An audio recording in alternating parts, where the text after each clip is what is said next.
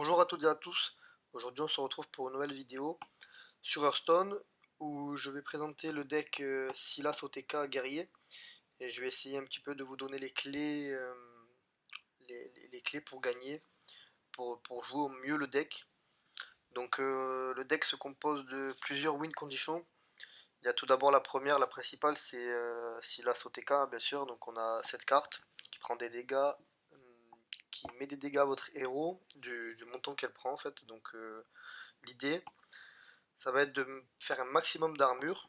Donc dans l'idéal, on va dire qu'on ne joue pas contre guerrier qui fait 50 d'armure. Donc on va dire qu'on fait 30 d'armure. On va poser cette créature. Ensuite, on va la donner à l'adversaire avec Sylas, qui va faire une rotation au niveau des serviteurs. Et on va cibler ce serviteur avec un heure de bouclier. Donc, pour faire 30 dégâts ou plus éventuellement, cela va dépendre du nombre d'armure. Mais sinon aussi, on a Click Trip qui est très bien contre ceux qui ne jouent pas Sylas et qui ne jouent pas de silence non plus. Les autres win conditions, il y a Zephrys qui est bien, qui peut aider à finir s'il nous manque des dégâts. Et voilà, c'est la principale win condition. Après ça dépend du match-up. Les match-up aggro, on a beaucoup de board clear, notamment champ de mine, on a baston, on a le barboteur kobold qui est très bien contre Shaman Evolve. Et voilà, je pense qu'on a fait un peu le tour.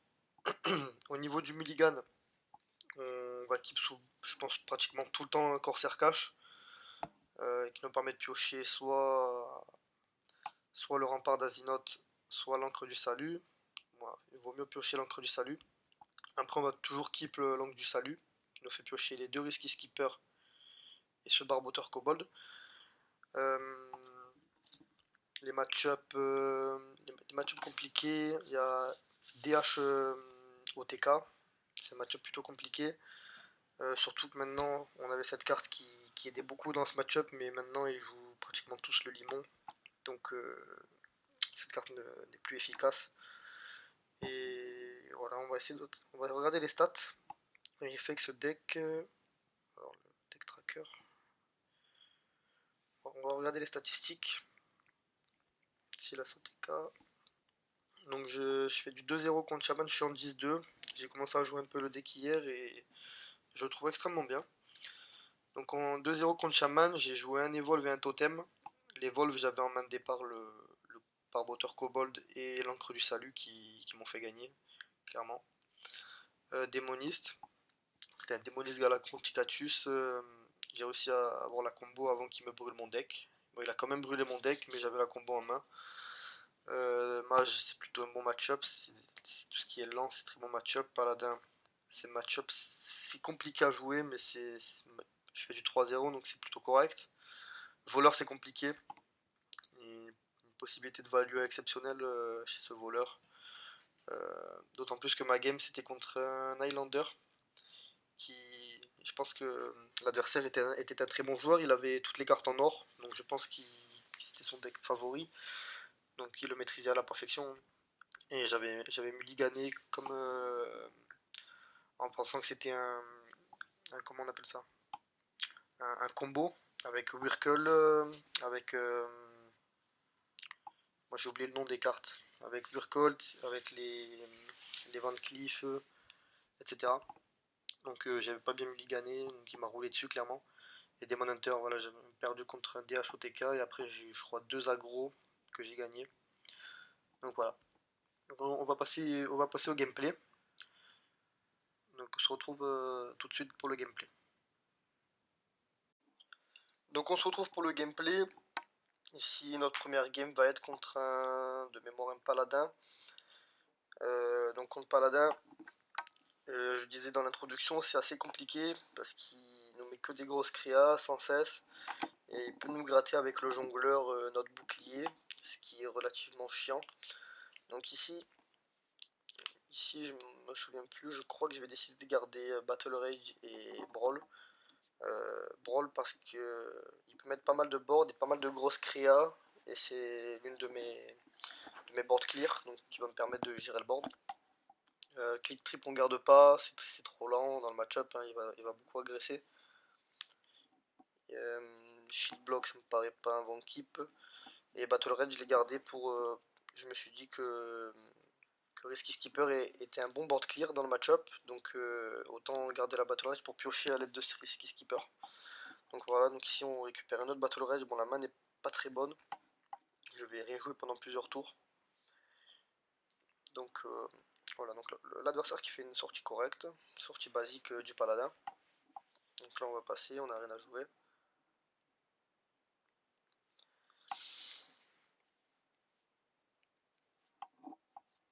On a fait une bonne sortie avec le robot. Donc là on fait un top deck, hein, bien sûr, Corsair Cache qui est une très bonne carte, surtout sur T2.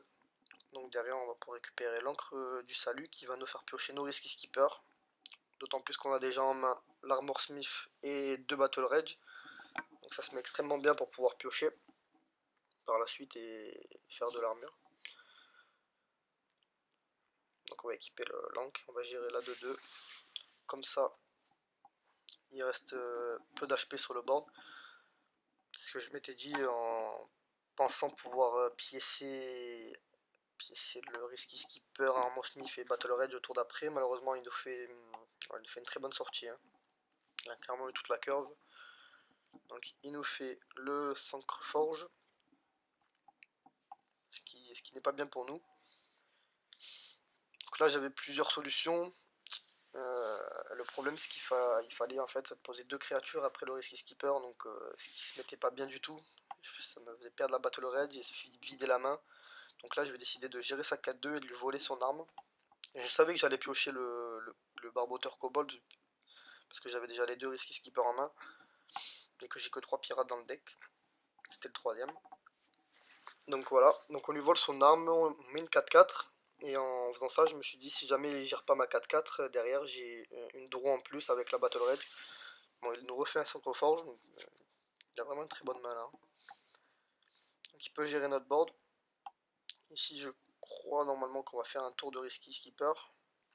Pour piocher, c'est ça. Risky Armor Smith et on envoie la tête dans la 4-2 pour gérer sa 4-2. Donc là, on va piocher 3 cartes. En générant un peu d'armure. Moi j'allais dire qu'on génère un peu d'armure, mais bon, 2 d'armure c'est pas exceptionnel. Ici je pense que j'ai fait une erreur. En regardant le gameplay, j'aurais dû attaquer avant sa créature pour pouvoir... Là maintenant je n'ai plus d'armure. Pour garder un maximum d'armure, ce qui permet de mettre plus de dégâts avec un shield slam. Et éventuellement de garder de l'armure. Ici, qu'est-ce que va faire notre adversaire?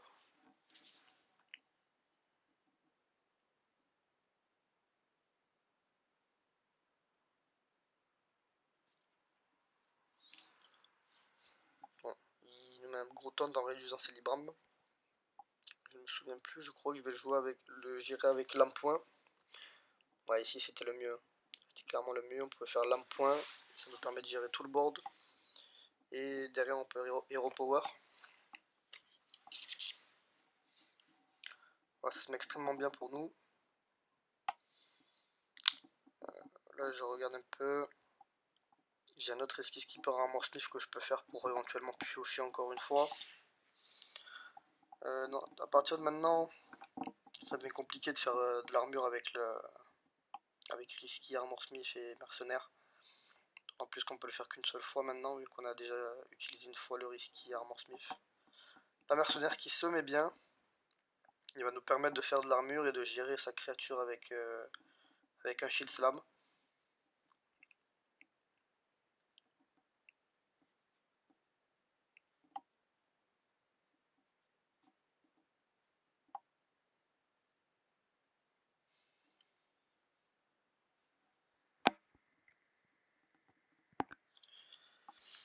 Là, je savais là, que grâce au tracker, hein, c'est important de jouer avec un tracker. Quand on regarde en haut, on voit que dans sa main, il a 5 cartes ou 4, je ne me rappelle plus. Il a 4 ou 5 cartes qui sont mortes. Hein. C'est les cartes que lui a donné sa 7-7. J'ai oublié le nom. Sa 7-7 qui donne 5 cartes de paladin. Ça lui a donné apparemment des cartes mortes puisqu'il n'a jamais joué ces cartes-là. Donc on savait qu'en main il avait la carte qui lui reste tout à gauche, qu'il a depuis le début. Et ça va jouer sur des top decks pour lui. Donc là ça se met bien pour nous Le Deathwing, là je réfléchis même pas, je l'envoie. L'idée c'était de non seulement de gérer le board, mais en plus de lui laisser une grosse créa qui va être obligé de gérer dans 2 fois, c'est-à-dire en tapant avec sa créa et avec sa tête. On savait qu'il pouvait pas gérer avec sa créature, à moins qu'il ait le sort qui donne +8/+8, mais je savais qu'il n'avait pas, car il aurait joué avant. Donc voilà, lui il va booster avec un Libram, lui remettre bouclier divin, et il va devoir envoyer sa tête, ce qui va lui mettre beaucoup de dégâts. Ça, c'est pas le play qu'il voulait faire, je pense. Il nous met un peu de board, mais on a baston. On peut jouer click trip éventuellement pour mettre un peu de pression. Là, je ne sais plus ce que je vais choisir de faire.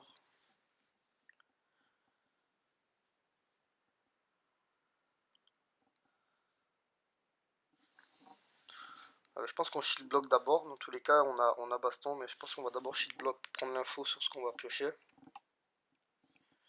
Le Radolgor, ça me paraît un peu lent, le click trip. Enfin, un peu lent, voilà. On pioche bouclier d'Azinoth, donc là, je crois que je vais refaire un shield block et directement le bouclier d'Azinoth. Ouais, c'est ça. Pour encaisser. Voilà, là, ça me permet de tenir tout le tour. Derrière, il va me rester un stack normalement. Donc c'est extrêmement bien pour nous. Là, on s'en sort plutôt bien, contrairement par rapport à la sortie qu'a fait l'adversaire. On est plutôt bien. Voilà, donc il va envoyer toutes ses créas dans mon bouclier d'Azinoth. Derrière, on a pas mal de board clear, on a midfield, on a baston. Donc on va voir ce qu'on fait. Ah, on a un mercenaire. On a déjà joué nos risky skippers, donc on pourra pas trop piocher. Le mercenaire, maintenant, il va se mettre bien avec click trip, éventuellement, si jamais on a le temps de mettre la pression. Là, je pense que je vais faire baston, midfield. Si je me souviens bien, je pense que c'est le mieux. Ou baston, et s'il reste une 1-1, on envoie la tête dedans.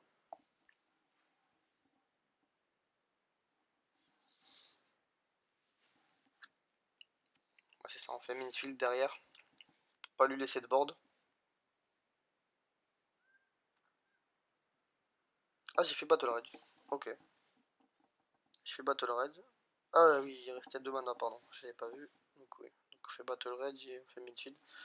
J'ai fait Battle Raid ici parce que je n'aurais pas l'occasion d'en jouer de meilleur. C'est ce que je considérais. D'autant plus que je n'ai plus Risky Skipper. Mais que je ne peux plus trop mettre de board que je vais blesser et qui va rester blessé sur le board. À part Click Trip, mais je ne pense pas jouer Click Trip, c'est trop lent.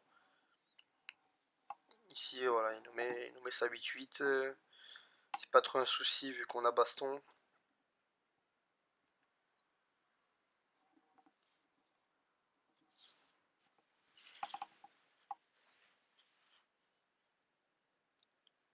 Bon bah voilà, on a top deck la combo.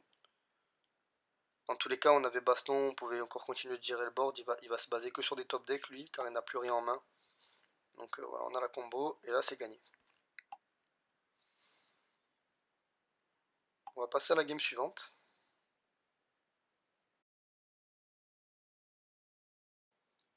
Ok, donc c'est parti pour la deuxième game. Je ne me souviens plus de la classe de l'adversaire. Donc on va la découvrir ensemble. Donc on attend un petit peu de trouver un adversaire. Qu'est-ce que je peux conseiller de changer le deck éventuellement en fonction de votre méta. Je pense que si vous rencontrez très peu de chamans mais beaucoup de guerriers, personnellement ce n'est pas mon cas en Europe, je rencontre beaucoup de chamans évidemment, mais si vous rencontrez beaucoup de guerriers et très peu de chamans, vous pouvez enlever le barboteur kobold et mettre à la place, vous savez, la 5-5 qui enlève le bouclier de l'adversaire. Je pense que c'est le mieux à faire. Mais voilà, donc on se retrouve là contre un mage. Ici le mage, c'est un match-up lent, donc on a le temps de mettre en place ce qu'on veut faire. Donc Zephyr on garde pas, un Morsmith non plus. On garde la Battle Rage pour pouvoir piocher justement parce qu'on dans le match-up on va vouloir piocher un maximum pour mettre en place la combo. Donc on garde la Battle Rage. Je ne sais pas si on doit keep Armor Smith pour l'avoir justement directement en main pour comboter avec la Battle Rage. Je ne sais pas. C'est encore un play que j'expérimente. Je pense que je pense qu'on peut la garder. Je pense que ça se garde. ici on a Risky Skipper et Mercenaire. Je pense qu'en regardant le gameplay là qu'on aurait pu le garder. Bon, ce n'est pas grave, on a un bon match-up ici. Le mage qui n'est pas du tout une bonne classe dans la méta. Il joue le nouveau deck je crois. Avec Lunacy, Highlander, Situn avec l'OTK Vargot. C'est un deck fun à jouer mais qui me semble pas très fort.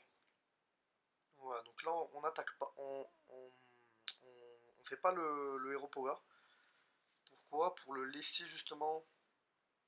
Bon, comme la game précédente, on top deck le Corsair Cache. Bon, pas sur T2, sur T3, on se décale un peu, mais ça ne pose pas de problème dans le match-up. Et là, on fait pas de bouclier justement pour qu'il ping notre tête et pour avoir un stack de plus pour la Battle Rage. Donc, bon, il ping pas notre tête, mais on va quand même dans tous les cas faire l'encre et aller dans sa tête. Donc, on va pas faire de bouclier pour rester à portée de son Hero Power. Donc là, on va piocher. Là, on n'a rien à jouer. Je pense qu'on va jouer le barboteur sur T5 pour mettre un peu de board. Et ça activerait un stack en plus de la Battle Rage. Voilà, là, l'adversaire qui fait une erreur, il nous ping notre tête. Je pense que c'est une erreur pour lui. Voilà, là, on va jouer la 5-5. Ça se met bien dans la curve. La 4-4, pardon. Ça se met bien dans la curve. Ça nous met un peu de board. Et ça nous vide la main parce que cette carte, elle va nous encombrer plus tard. Donc là, je crois qu'il va gérer avec le spell à 5.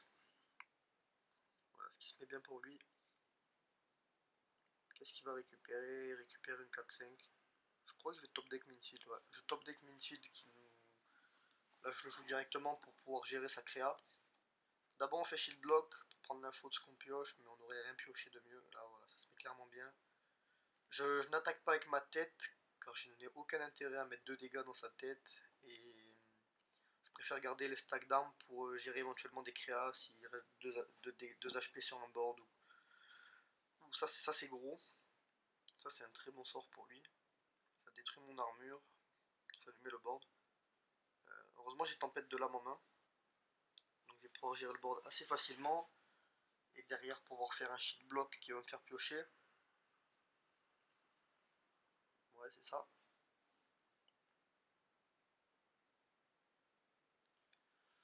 En plus, ce qui est bien, c'est qu'au tour d'après, on pourra faire Risky Skipper, Armor Smith, Mercenaire, Battle Rage. Donc, ça nous ferait piocher 5 cartes tout en faisant en minimum 15 d'armure, je crois. J'ai pas compté combien d'armure ça fait cette combo. On pose une mercenaire, ça en fait 2. Non, pas une armor smith, ça fait 2 armures. Après mercenaire, ça nous fait. Mercenaire, je crois que ça fait 8. Je crois qu'on fait 10 d'armure en faisant ça. De mémoire. D'un calcul de tête. Donc là, l'adversaire qui nous fait. C'est un bon sort pour lui. Sachant qu'on a plus de tempête de lame. Ça lui permet de me geler mon héros. Dans tous les cas, on pioche plus rien avec l'encre, donc ça ne pose pas de problème. Donc là, on fait la combo, on pioche 5 cartes avec la Battle Rage.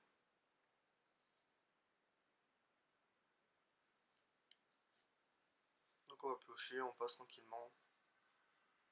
Voilà l'intérêt de jouer le barboteur kobold sur T5 dans la curve, ça nous permet de vider en fait parce que là on l'aura encore en main, on n'aurait plus trop l'occasion de le jouer et du coup ça nous empêcherait de faire la battle rage, ça nous ferait overdraw. Okay, donc là l'adversaire qui nous fait un très bon sort, hein. Il gère notre board et il nous met un board plutôt correct. Donc on a baston Minfield pour gérer ici, je pense que c'est le meilleur moyen de gérer. Après, je crois que je l'ai géré autrement ce board. Je l'ai géré avec Risky Skipper de mémoire. Je crois que j'ai choisi de faire ça. Pourquoi j'ai choisi de faire ça? Parce que je voulais garder la baston. Je voulais garder la baston au cas où ils nous mettent un gros sort, qui mettent un gros board. Ou au cas où ils nous jouent à l'Extraza. Parce qu'il joue le deck. Je pensais qu'il jouait le deck Highlander. Mais je crois qu'il joue un deck full spell. En fait. Ouais, il joue un deck full spell. Je pensais qu'il jouait le deck Highlander, le nouveau deck qui est sorti il y a 2 jours.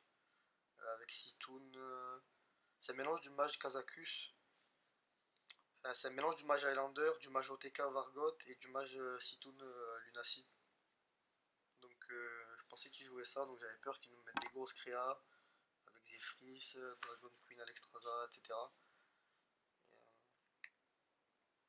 Et, et voilà. Parce qu'ils n'avaient pas joué de carton double encore. C'est pour ça que je pensais qu'ils jouaient ça. Bon, à ce moment-là, je savais qu'ils jouaient juste le deck de Lunacy. Mais voilà, donc là, il va nous faire de l'armure, hein, mais il va mettre un peu de board. Bon, c'est pas gênant. On va gérer ça assez facilement. Voilà, donc là c'est un peu chiant qu'il nous booste cette créa, mais là on va devoir gérer, donc on va mettre du board pour maximiser nos chances de- pour réduire justement ses chances de garder sa 7-7 en vie avec la baston. Là je vais réfléchir, j'ai réfléchi au Kobold Spell King, mais les spells à 1, il n'y a rien qui nous intéresse. Donc j'ai préféré Isera pour pouvoir mettre de la pression car il est un peu lent en face. Ça lui met un peu de pression, ça peut nous donner des bonnes cartes. Voilà, ici on va attaquer, bon c'est juste pour attaquer, pour pouvoir justement pas perdre de dégâts, même si je pense pas qu'il puisse réduire notre armure considérablement. À 47 d'armure, on est plutôt bien. Il va falloir essayer de piocher la combo, c'est tout. Là, on va juste avancer dans les tours et attendre notre combo. Il nous manque juste la petite 1-4. Bon, je veux pas spoiler, mais je crois que je vais c'est la dernière carte du deck, de mémoire. Donc là, on va juste se contenter de contrôler. Lui, il n'a rien à jouer, il n'a que des cartes générées aléatoirement, donc la probabilité qu'il ait des cartes intéressantes est plutôt faible. Là, on va jouer le click triple, je crois. Ça nous fait mettre de la pression en espérant qu'il n'ait pas de silence. J'ai réfléchi à quel silence il pouvait avoir. Il venait déjà de jouer un Mass Dispel. Je pense pas qu'il n'ait d'autres silences.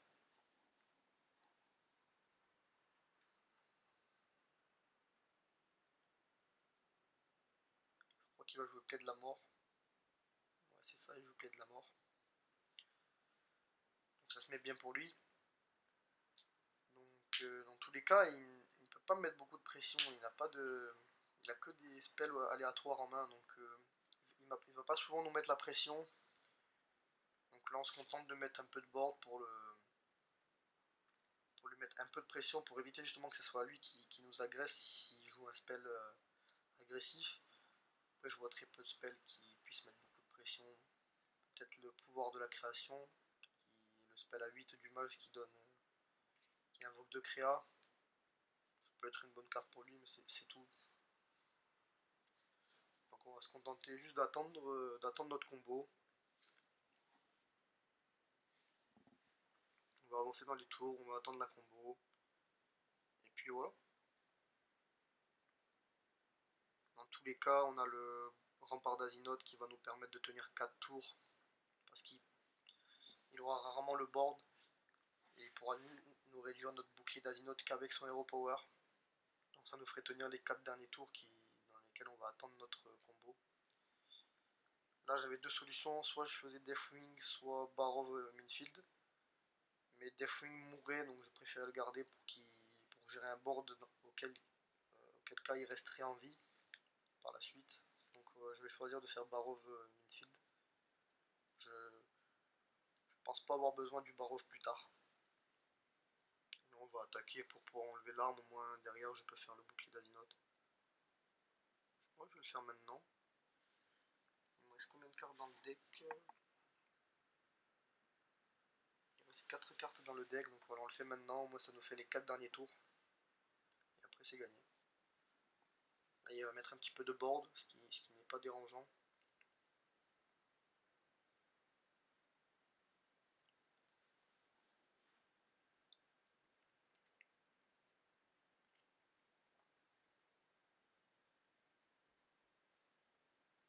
Ok. Donc là il va mettre deux petites créas, c'est pas dérangeant. On a de quoi gérer. Là en regardant je crois que je vais faire Deathwing, mais c'est une erreur. Je pense que c'est une erreur, je pense qu'on aurait pu se contenter justement de faire un bouclier, comment ça s'appelle, un Shield Slam.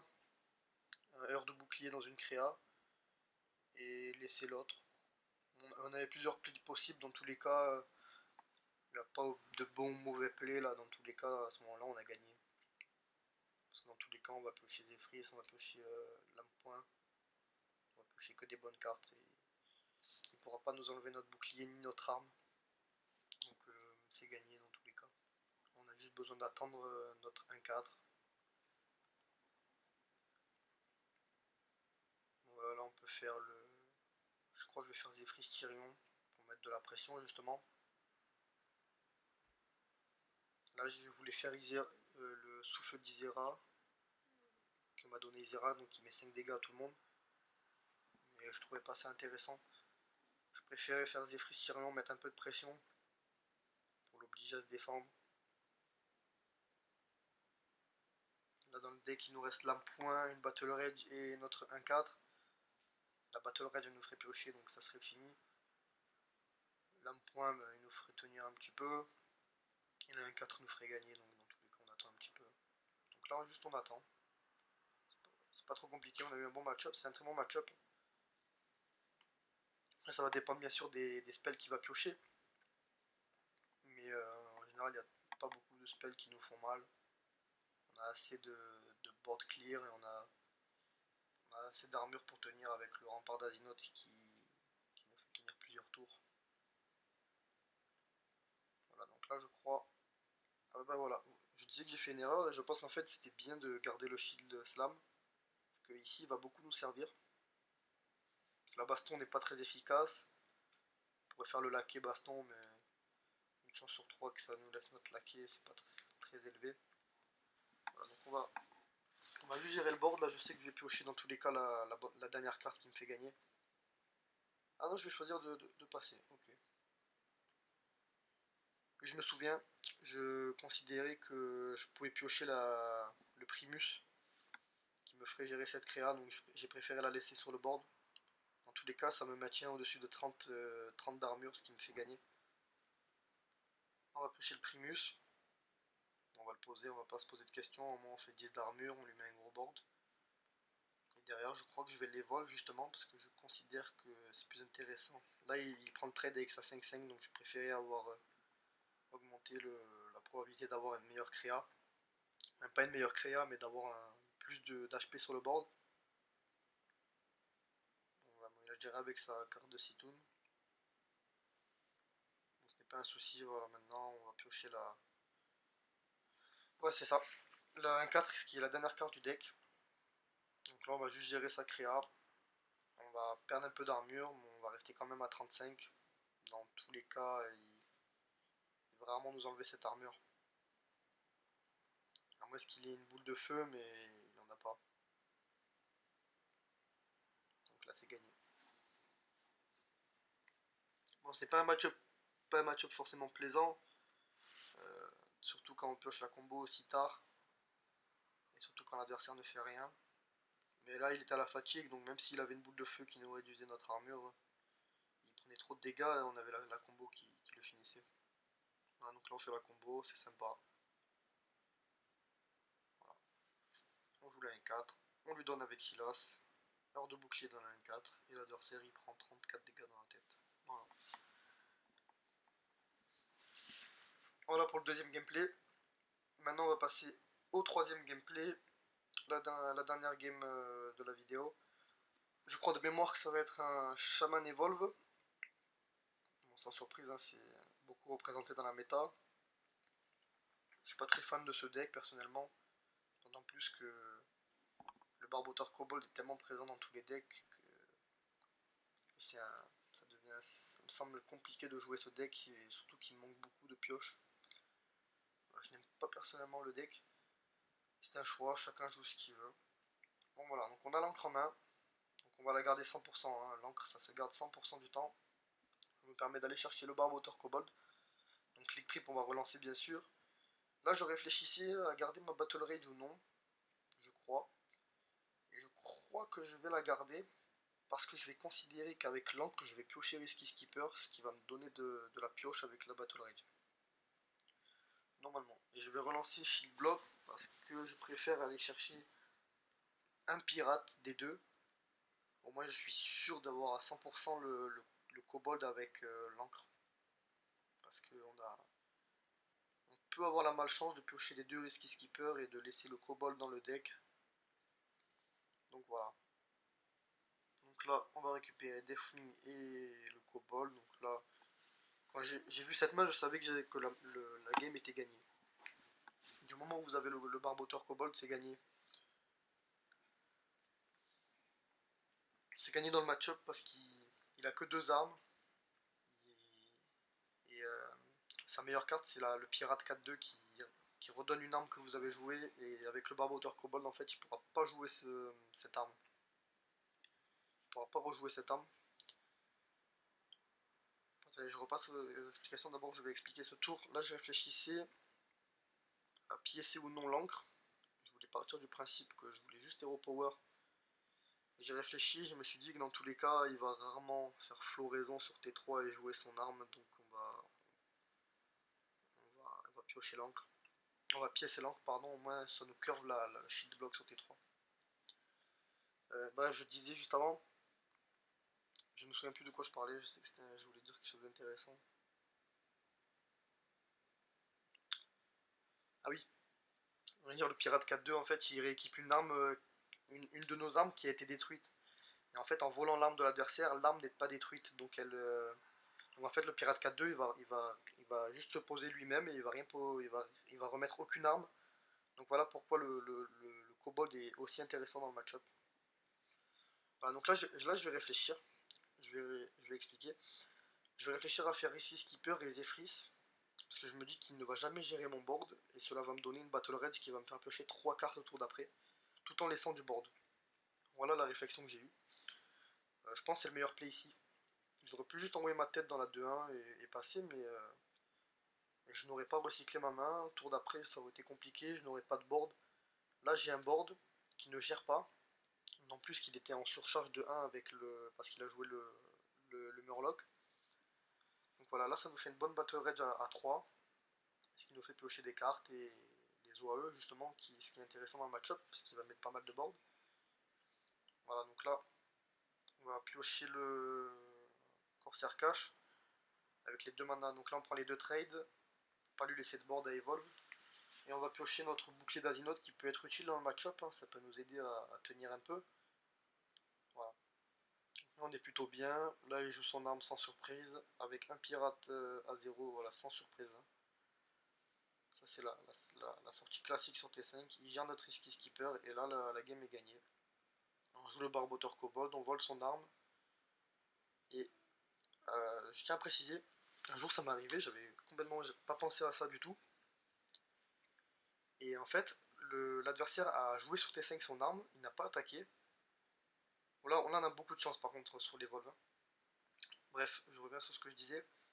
L'adversaire a joué son arme, il n'a pas attaqué. Donc je l'ai volé avec mon barboteur kobold au tour d'après. J'ai attaqué. Et là, il me l'a revolé avec un barboteur kobold. Je ne m'y attendais pas du tout. Et ça lui a permis justement d'avoir son arme et de la détruire. Donc il a pu la rejouer avec les pirates 4-2. Voilà, faites attention à ça. Volez-lui quand il lui reste qu'un seul stack. Au moins, vous êtes sûr de la détruire. Donc ce que j'ai pu faire là. Alors là, je savais pas trop quoi faire. Donc je pense que j'ai pris ce trade. Bah, le jeu est un peu bugué. Ça va relancer. Ça recharge un peu. Il y a un petit bug de connexion. Donc là, j'ai pris le trade avec Togwaggle. Et là, on va réfléchir. Je me souviens plus à ce que je réfléchissais. Je crois que je vais juste shield block. Ouais, c'est ça. Je vais shield block, faire un peu d'armure.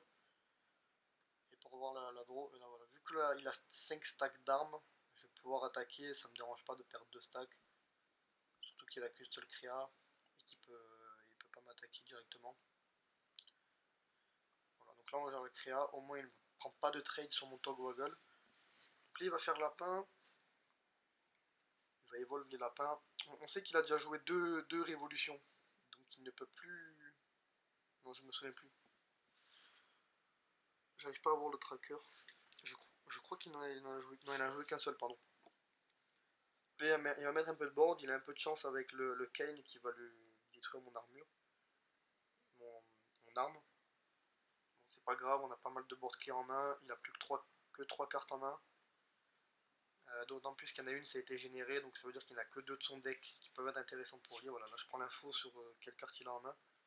Donc c'est récupéré dans la quai, donc c'est sûrement une carte pas intéressante pour lui.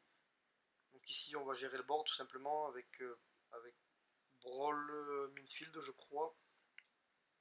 Ça va dépendre de ce qui reste sur le board. Donc je vais pas jouer Minfield. Non, ça sert strictement à rien. Faut gérer une 1-1. Honnêtement. Voilà, je savais, je crois qu'à ce moment-là, je m'étais dit qu'il avait déjà joué les 2 révolutions. Je ne me souviens plus, je vois pas s'il a déjà joué une ou deux. Ouais, voilà, donc là voilà, il a joué les 2, donc j'ai bien fait de garder Minfield. Bon, j'en ai 2 en main, mais voilà, dans tous les cas, ça se met bien maintenant, là, ça nous fait gérer le board. Et derrière, ça nous laisse un peu de mana voilà, pour faire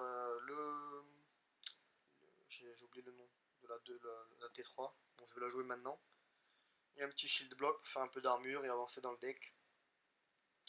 Dans tous les cas, on est juste dans la gestion. On va pas gagner à l'OTK dans ce match-up, on va juste gérer. On va juste se défendre et ça va passer tout seul, on va l'épuiser. Là, il va jouer un géant. Donc je sais qu'il. J'ai l'info qu'il n'a pratiquement rien en main. S'il pose juste ça tout seul, ça veut dire qu'il pose pas d'autres créas à côté. Je sais qu'il a joué les 2 révolutions. Donc il n'a plus de possibilité de réduire mon board. De gérer mon click trip en fait. Avec sa révolution, c'est sa seule carte qui peut gérer mon click trip dans son deck. Donc là je vais réfléchir. Et je vais jouer click trip. Parce qu'en fait, ça va me permettre de lui mettre la pression. Et j'avais pour aider tour d'après d'attaquer avec click trip, donc de prendre le trade dans la 8-8 et de le dupliquer avec mercenaire. Ce qui derrière lui met trop de pression et il peut pas gérer. S'il avait encore une révolution, je n'aurais pas fait ça je pense. Voilà, vous voyez, là, le pirate 4-2, comme je disais tout à l'heure, ça ne va pas rééquiper l'arme parce que son arme n'a pas été détruite quand je l'ai volé. Là, on va rester sur le play dont je parlais. Voilà, l'idée c'est de mettre pas mal de pression avec mercenaire. Il ne pourra pas gérer mon board. Sa révolution à la limite aurait géré le board, mais ça n'aurait même pas géré, ça aurait juste changé les click rip. En soi, ça m'aurait laissé 2 T9. Voilà, là on le multiplie et là il peut que concede. Sa seule solution c'est l'échappatoire. Voilà. Donc voilà, j'espère que cette vidéo vous a plu, que j'ai bien détaillé. J'espère que ça vous permettre d'augmenter votre win rate. Donc merci d'avoir regardé et au revoir.